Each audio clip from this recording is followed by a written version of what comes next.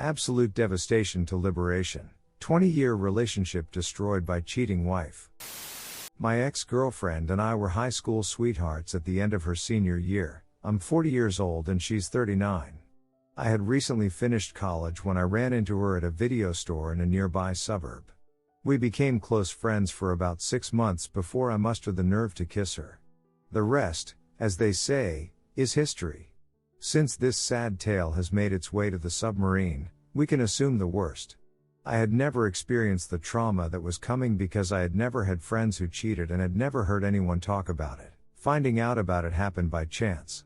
My ex-spouse ditched me and my parents to attend a wedding in another state for a coworker. About 2 weeks before, she had filled me in on what had happened. I realized I'd lost my phone during the day while watching a movie with my parents, and it turned out that my ex had a few friends we didn't know each other through. While watching the film, I was browsing the web on my iPad and only lukewarmly switched over to using the Find My iPhone function. After 10 years of marriage, my wife and I shared many services, including iTunes. The order of the phones was switched, with hers coming up ahead of mine. She wasn't out of the country, but rather staying at a popular hotel brewery in a nearby city. It's a popular venue for weddings, so I figured she and her coworkers would be there. In the evening, specifically 8 o'clock, after 2 hours of searching the hotel with the GPS set to a specific wing, I gave up and went home. When she wasn't to be found at any of the local eateries, I improvised an Eddie Murphy routine. That's what I call it when you lie, cheat, or steal to get what you want, like Eddie did in every one of his earliest films. I walk up to the front desk and ask for the room number, saying something like, "Gee, my sister was at that wedding earlier, and I'm afraid some guy took advantage of her because she's drunk." After some hesitation and a request for my phone number, they eventually showed me the way in. As I rounded the next few corners, my heart was racing in anticipation of what I knew I would find. After another failed attempt to channel Eddie, I knocked on the door. "Room service?" I tried to sound as nice as possible while secretly fuming inside. "I must be in the wrong room," a male voice replied.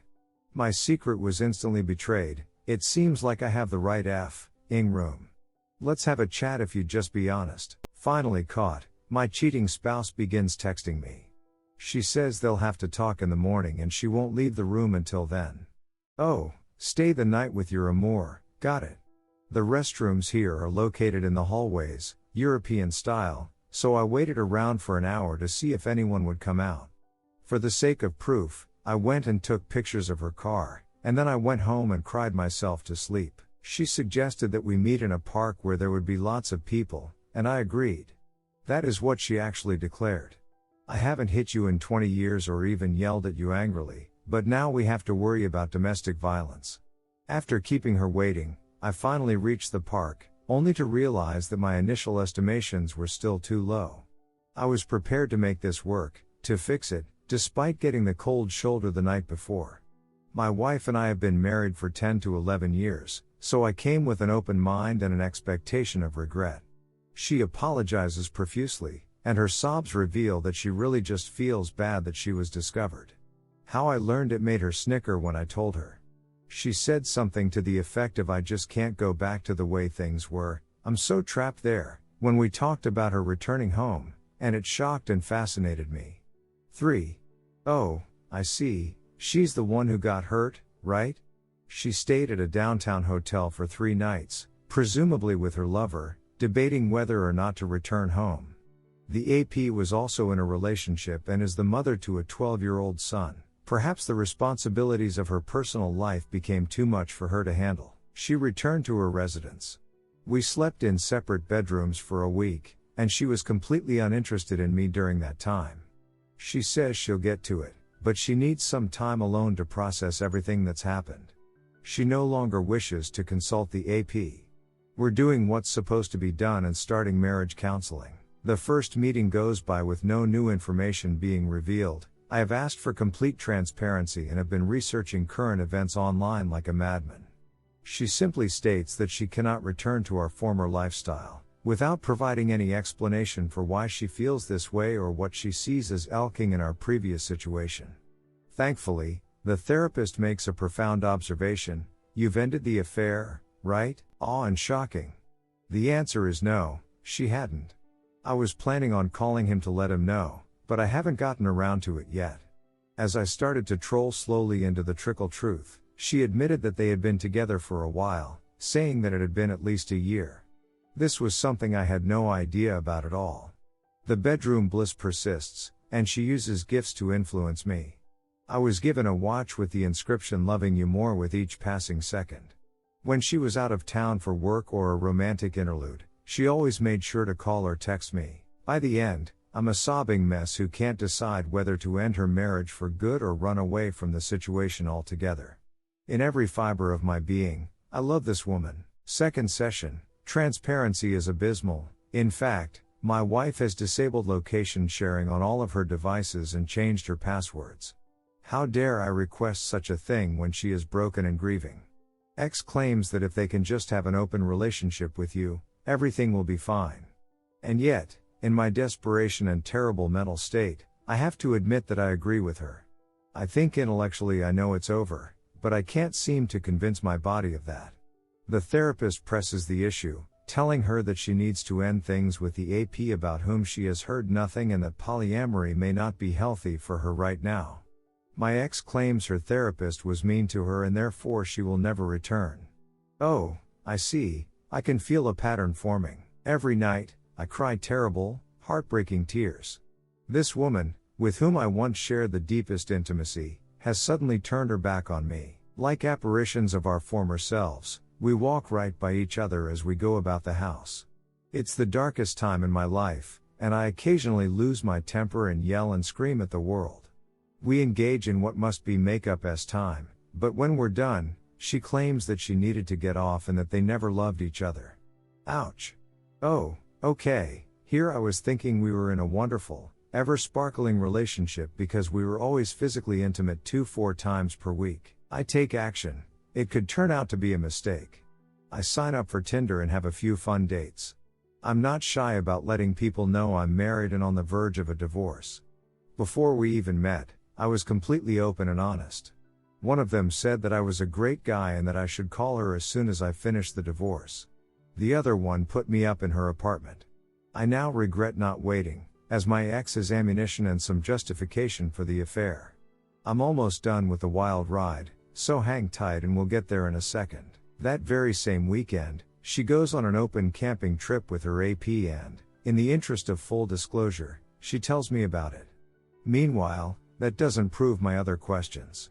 As a result of this setup, I maintained my low self-esteem and slept with the Tinder crush. Monday comes and I've had enough, but surprisingly I'm still willing to work through it and repair the marriage that isn't there. WS leaves for a business trip, and at this point I have absolutely no idea what is going on and zero trust in him. Before she gets home, I give her a call and tell her, "You leave this man, you commit to loving me, you rebuild this trust immediately, or I'm leaving." As an explanation, she said she wasn't confident in her ability to do everything listed. It's a disaster that requires a cleanup crew, not a marriage. The dog and I pack up our belongings and head to a friend's house while she's away. She was shocked when I told her I was moving out. She had not expected me to follow through. Experiment in insanity, to say the least. After nearly 2 months of dealing with this, I warned her that she needed to make a choice quickly. There came a point where I could no longer tolerate living with her, and that point is rapidly approaching. The likelihood of a divorce being finalized in the next 2 months was high, I told her. She had done nothing to win me over, and all she had done was insult me out of her own selfishness and an insatiable desire for male approval. As a response, she blamed me for uncovering the affair. She claimed that she was content staying at home with us and would have continued to play the role of good wife for the rest of their lives if I hadn't discovered the truth. What I heard on the phone sickened me to the point of near insanity. Where had I heard their name before? With whom I spent the majority of my waking hours? Who cared so little about me that I was merely a disposable item, or at best a means to satisfy her whims? Retracting her steps, she exclaimed, "The two of us might develop into something more meaningful thanks to this, and we might even enjoy going on dates and looking forward to reuniting in the future. We'll get back together if it's meant to be." What the heck is going on here, man? I was getting nothing but a horrible shell of a human from this person, and even in my broken state I knew that love is a practice and that relationships take work. I made another attempt to meet with her about a week later. She wanted to talk about the divorce. In the end, all she wanted to do was flirt with me and then steer the conversation. She'd tell me she loved me, then push me away if I reached out for her leg. She had done the insane thing of moving out since I had, getting a nice city apartment just a couple blocks from the bar we happened to be at, and paying double rent. I offered to walk her to her new place, but she scoffed and said she'd be fine on her own. It's fine, I guess. I've been your husband for almost 11 years, and we've been together for 20, but now I can't even touch your leg or walk you home. I cried harder than I ever had before that night, alone with the dog in my new rented room at a friend's house. In this case, it wasn't about what I wanted or needed, but rather that I knew it was over. The woman I loved was gone, and while the rose-colored glasses may have been off, I realized it was in my best interest to cut this person out of my life permanently. I felt like a complete failure because I had loved this person with all my heart for many years and had always assumed that my feelings were returned. My therapist and many of you have told me that I was the lobster in the pot. For some reason, I ignored the warning signs that she had a problem with my friends or that her friends didn't like me. When she would bring me in close and show me off like a trophy, I didn't think twice about it because okay, I'm kind of fit and handsome. When she started constantly disappearing for work, I didn't think twice about it. When I asked her how she felt and if there was anything that could improve our relationship, I didn't see any either. A part of it was the love in her eyes, but I can also see now that she was manipulating me in nasty ways. For her, it seemed like there was always something missing. Nothing I did at work, in our home, or on the house counted. It was an elaborate hoax that served my codependency perfectly. She was skilled at creating just enough chaos and enticement to keep me interested in mending things and improving myself to the point where I felt I was good enough. I didn't need her to love me back, my love would be enough for us both. After giving it some thought, I decided that the divorce was happening, and that, given her bizarre demeanor, I would be the one to file the necessary paperwork. You've only seen the awakening thus far, the claws are about to come out. I wish I could end this mega rant here. It had been 3 weeks since we last spoke, and in that time I had come to terms with my life choices. Friends have encircled me, and now I'm making progress and getting some answers. I see now what a trap it was, and I've decided for sure that we won't be getting back together. Ring. Ring. What the heck, I wonder who that is. It's me, WS. We were supposed to have coffee and talk about all the divorce paperwork and how to make it less complicated. She says that she will be late and that the best time to reach her is 2 hours after our original meeting time. Fine. So I do the same, jumping through more hoops, and then she texts me that she's at the nearby family mountain cabin and that I should come up for the week and stay with her. Oh, fine, I'll just throw away what little honor I have left and go back to the bedroom. Oh, no way. Do not send us. After explaining why it was more important for me to focus on getting through the divorce, I politely decline the invitation. She becomes flustered and, oddly enough, angry, when I don't immediately come running up to the cabin. When I inquired further about the AP, she told me that he had ended their relationship as soon as I left the picture. Sometimes I feel like karma is a capricious creature. During our long-awaited coffee date, I brought all the necessary paperwork and she lavished me with compliments on how well I appear to be doing. Oh no, I'm freaking devastated, and this isn't a game to me, lady. We discussed the terms of our property division, in which she claims to be entitled to more than half of the house, and in which I agree not to touch her 401k in exchange for her letting me keep the business I've worked so hard to build over the past decade. I plan to continue using her health care plan throughout the divorce, and we'll get this matter settled as soon as possible. And as I turn to leave, she comes after me and follows me to my car, muttering something. Turning on my heel, I inquire if she has anything to contribute. I'm desperately looking for an expression of regret, some remnant of the person I once believed loved me. In a question-like expression, it blurts out, I'm sorry? To what end? So, I respond, I'm sorry for what I did, and that's why I'm saying this. 4. The words sounded like they were spoken by the quietest mouse in Zootopia's largest church. It was a nice try, but it stank of surprise at being caught rather than contrition. This was useful because it confirmed my suspicions and clarified my position.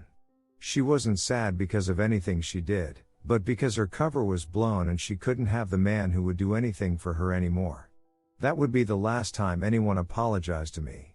She pauses for me to figure out what she means by asking about our story's trajectory. I mean, seriously, what are we supposed to tell people? Is our story that we mutually decided to see other people, or that something else happened, or what? Oh, right, holy cow. You can make up whatever you like about our story, but I'm telling the truth to anyone who will listen. You did it to me, you walked out on our wedding, and now you want your cake.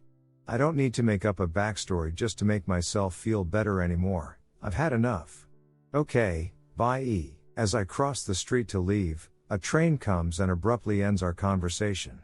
Upon learning of the divorce, I text her entire family to explain what happened. Claws like a wolverine, that's right. Knowing there was no good way to make up and that the relationship wasn't healthy to begin with, I was relieved to close the door. Several more devastating events occurred to me as my divorce was progressing. A full blast from a double-barreled shotgun struck me. My wife and I had a flood on Super Bowl Sunday 3 months before D-Day while she was away on one of her business or S-time trips. When I returned from visiting a friend, I discovered half a foot of water in our garage. When I called to tell her about the disaster, it sounded like she was right next door, even though she was ostensibly in Amsterdam, where some field offices were located. In either case, she starts yelling at me to fix it, so I should have hurried to Home Depot in the store's closing minutes to pick up a sump pump to clear the driveway of water. Fortunately, our garage was the lowest point of the property and connected to a finished basement, but water has completely flooded the garage and is dangerously close to surmounting the threshold leading inside. I reach out to a pal who is both a landscape architect and a general handyman. Even though we work until midnight to fill sandbags, we're being thwarted by the heaviest rainfall in recorded history. We managed to hold off the water for a short while, but the property is about to be submerged again due to the year's unprecedented rainfall totals. We devise a plan to divert the water from the driveway into the utility room in my basement, where there is a drain to bring the water over. We use garden hoses that are 60 feet in length, and I pull on them using my lungs. Indeed, it does the trick. A steady stream of groundwater, measured in gallons per minute, also flows down my throat and into the drain. Even though the driveway continues to fill, it no longer floods. I was able to use the time to bail water from around the house that was up to my calf using a shop vac, hauling up about 5 gallons at a time. The water from one of our leaking gutters is not making it to the French drain, but rather the driveway. After 3 hours of filling, a large trash can will overflow with rainwater unless I empty it. I've been awake for 24 hours and drenched in rain and water to ensure that nothing bad happens while I'm sleeping. I set an alarm to wake up and evacuate. The following morning, I rush to Home Depot to pick up an electric pump, and it ends up being the thing that saves the day. It only takes about 3 hours for this tiny $50 or less pump to completely relocate the driveway down the street to run off. Yes, there was a calf to knee deep pool of nearly 9,000 gallons of it in my driveway that very day. I go to work and complain to my landlord, who owns a building company, to remove the moisture from the drywall in the building.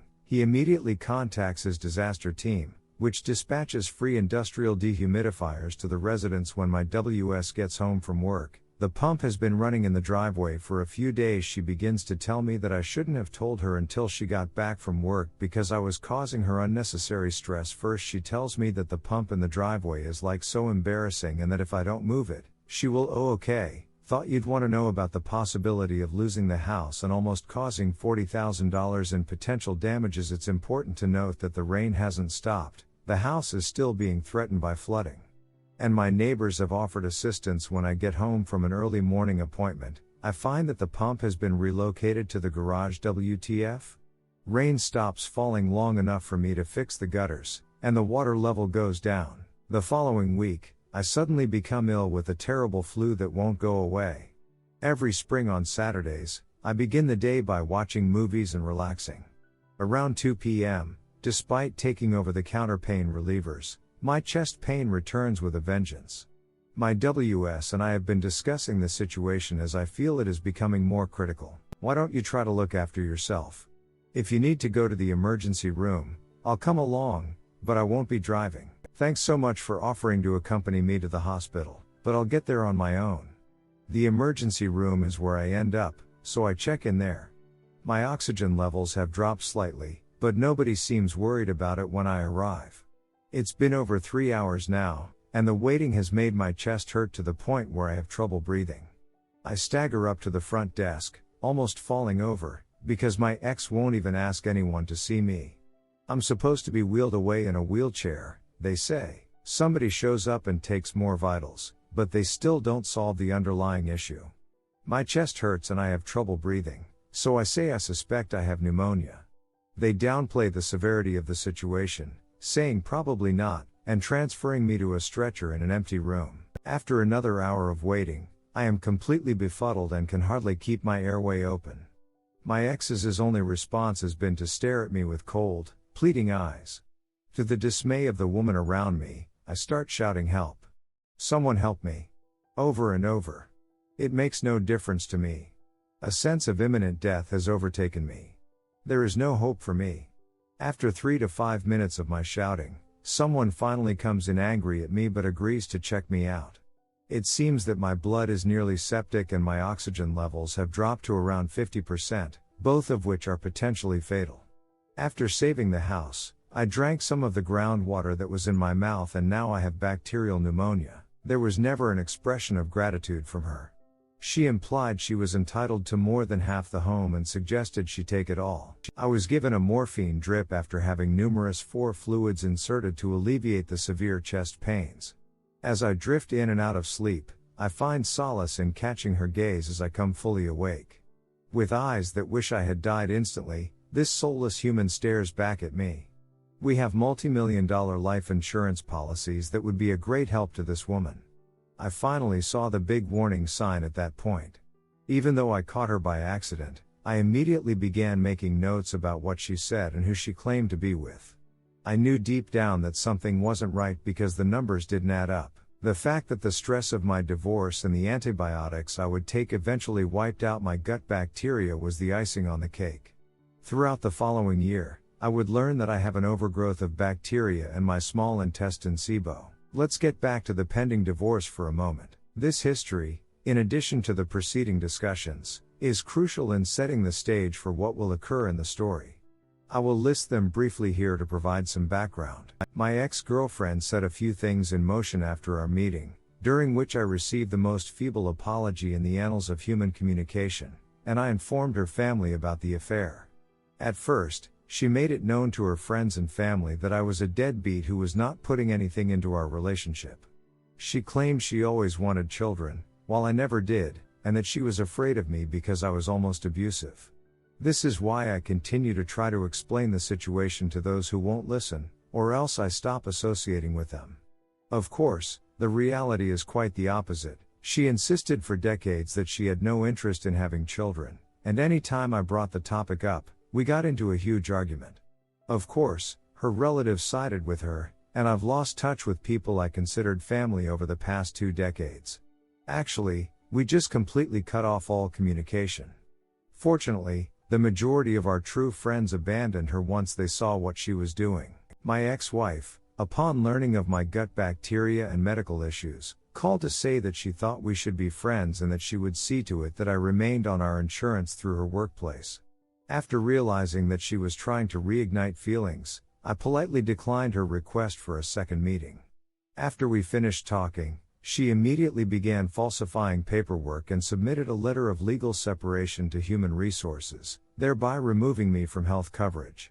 Several urgent care visits and subsequent doctor's visits revealed quickly that my insurance was flawed. When I called, all they told me was that my policy had been canceled. I tried to get COBRA insurance and was willing to pay the $800 per month for it, but they were unable to set it up. When I called my ex, she would complain that she had no idea what was going on, and it was a nightmare having to pay for everything out of pocket and constantly have to explain things to me. In the end, I spoke with the right person at HR, who informed me that they were unable to set up COBRA because they needed to locate the judge who signed my ex's legal separation documents. Dismayed and shocked, I demanded clarification on what they meant. My soon-to-be ex-spouse had me removed from health insurance coverage before our divorce was final by submitting a forged court document to HR with a fake name and signature in place of the judge's credentials. Because we had never been to court as a couple or filed any sort of legal document of separation, I exclaimed that they would never find the judge and that what they were holding was fraudulent. OMG. Human Resources went into a state of panic like you've never seen and reinstated my insurance for the time I was out of the office. That's also why I was need COBRA coverage. The insurance company claimed they needed a judge's ruling to proceed. I texted my ex-girlfriend angrily, telling her she needed to contact HR immediately, but she played dumb, saying, "Well, we're separated, I just don't want to do anything illegal." This woman was full of baloney. She'd pretend to offer assistance after the fact by meeting with me a week later and handing me COBRA documents in my lawyer's office. The home was purchased by a new family thanks to her efforts. Wow, she really did well. Except she betrayed me and sold it to someone else. She had me put my signature on everything without ever telling me the total. My lawyer and the discovery process were the only sources of information. That stung, too. She threatened to destroy my company until I threatened to steal her 401k. Having the benefit of hindsight, I now wish I had. We joked that I would pay for all the groceries because she was saving for our future together in her retirement fund. Being self-employed meant that my retirement savings efforts were not matched by my employer, so unlike hers, mine did not grow into a sizable nest egg. She was prepared to completely destroy my company as well, but luckily for me, she was too cheap to hire a lawyer, so I was able to shield my assets and assure her that any judge would uphold my request to keep my business and steal her 401k. She still tells people I didn't want kids even though I have one, and it breaks my mom's heart because she knows the truth. She got pregnant with the AP's kid as if to prove her ridiculous story. The two of them are still together despite her assurances to me that they had broken up when we did. Apparently, she waited around 6 months before introducing her new boyfriend to her loved ones. Performing improv comedy is a side gig for MD, but seriously, he has a day job, and they actually met because of her job lol. One of his Facebook cyberstalking friends told me everything and was so sweet about it, apologizing and saying they are both disgusting people. 2 years later, in April of this year, I noticed some strange charges from the IRS totaling $12,000. Incredulous at the results, I contact my bank and accountant. My recently deceased ex-wife used my bank account to settle her tax debt. Oopsies. I'm giving her until tomorrow at midnight to return the money, or I'll file a chargeback for fraud. I now wish I had let the IRS fine her to oblivion for that infraction. We exchanged texts, and she still won't say she's sorry or explain why she made me so angry. When IT reaches an all-time low, I tell my coworkers that I've identified the AP and that they and his friends probably shouldn't contact me online anymore. The only time I get a response from her is when I ask, "Who have you been talking to?" She says nothing about the situation. Despite this, hope remains. I'm here to tell you that I've made it, despite this person I cared about very much at one point in my life trying to invoke wrath and scorn to the limits of human tolerance. I'm not just still here because I'm a tough cookie, but I'm better off for it. The most obvious fact is that you, the Redditor, are probably just as sick and disgusted by this woman as I am. People with such a lack of decency should not be allowed to live, let alone reproduce. Ultimately, this trip became about so much more than that, catapulting me to a new level of development for which I am profoundly grateful. During my first sessions of therapy, I realized that I have a tendency to want to fix things. My family always treated me poorly, and my spouse is the perfect fit for the empty space in my life left by my upbringing. All of her incessant demands and hoop jumping became familiar and comforting. I was never who I claimed to be in my relationships with her because I was constantly adapting to be the person I thought would bring her the most joy. That plan obviously didn't work, and it paved the way for the failure I now see laid out before me. One of the hardest lessons I've had to learn is to separate my ex from my own sense of worth. This was necessary because I was giving love without ever caring about receiving it in return. Someone else's recent post helped me realize that my long and deep love for her had led me to derive some of my sense of value from our relationship. When that was severed, I felt like I lost some of my worth without even realizing it. It made me feel like I had to prove myself to my ex or that my value increased while I was with her. What an awfully tragic statement, the meaning of which eluded me until very recently. Because I lacked self-awareness, I was never able to accept and embrace my own preferences. I was never taught to take pride in both my successes and my failures. Since I'm late to the party, I've spent my life trying to please other people and have therefore neglected to discover my true worth. My natural gregariousness and sense of humor never stemmed from a genuine place. The red flags in others have been raised for me, and I now know what I can offer and what I want from this world. I've learned so much about myself and the world in the past year. I've also come to realize who my true friends and family are and how much I cherish them. I've recently become acquainted with a lovely lady who places value on the right things. Our love is completely mutual. She takes pride in my successes and helps me bear the weight of our challenges. She shows compassion and kindness to those around her, including me, because she is firmly committed to living by these principles. I count myself incredibly lucky to have met and be continuing life's journey with this bright, young, and fiery woman. In honor of my 40th birthday, my friends and I have purchased a camper van and will be driving across the country. It's more than I could have hoped for, with layers of complexity I never even dreamed of in my previous relationship. I could write a mini novel about all the small, lovely things she has done for me. My company has taken off in the past year, and I no longer have to hide my decisions from my business partner out of fear of their disapproval. I have control over my time and can devote as much energy as I want to my work or take a break and let my staff deal with the day-to-day operations. I thought I was in a happy marriage a few years ago, but now I see how wrong I was. It's been 30 years since I've had a birthday to celebrate and I intend to make the most of it this year. Even though it seems minor now that I've put it in writing, coming to terms with who I am and being happy with that has been a huge step forward for me. If you've made it this far, may God reward your compassion, your interest, and the support you've shown me by reading everything I've written. I have no idea if anyone will find any benefit from this post, but writing it was therapeutic for me as I worked through the trauma of having trusted a human monster and then having that trust betray me. TL, Doctor, this is a rant, man.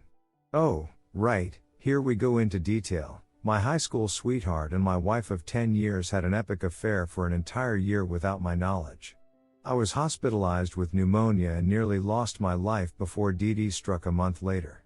She continued the betrayal by stabbing me in the back at every available opportunity, from trying to conceal the fact that she sold our home to illegally dropping me from our health insurance plan and then using the proceeds to settle her back taxes with the Internal Revenue Service 2 years later. Without being bound to this demon, I am in a much better place, and in the last 2 years, I have grown as a person more than at any other time in my life. In addition, I have met the love of my life, and the two of us are about to set out on a wonderful journey together.